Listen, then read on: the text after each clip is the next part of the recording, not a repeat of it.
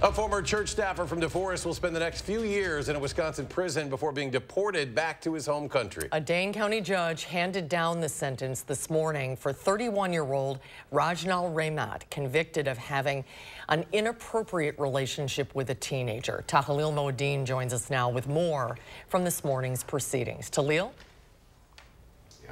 And Susan, this case dates back to July of last year, shortly after Rehmat met the young victim. At first, she wanted to stay quiet, but worried he'd do the same to another girl, she found her voice.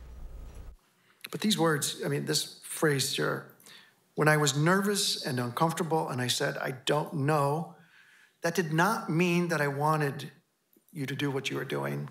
These are the words of a 17-year-old girl, a parishioner in DeForest. My silence was not consent. In a Dane County courtroom, Judge Nicholas McNamara is reading her statement before 31-year-old Rajnal Rehmat, the man charged with having inappropriate sexual contact with the teenager. They have treatment in the prison system only that will get his head right, because his head is wrong. State prosecutor Annie J. argued Rehmat took advantage of his position as a pastoral associate at St. Olaf Church, believing his statements to police show a pattern of abusive behavior. Basically a grooming how-to guide. That's just not what happened here. It just isn't.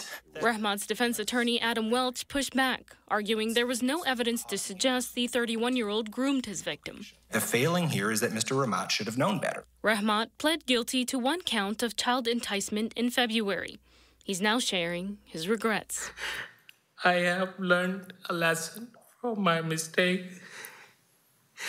and I assure you that I will never do such a shameful mistake again in my life. His pleas for forgiveness doing little to sway the judge. I'm not even sure you have the right to ask for that.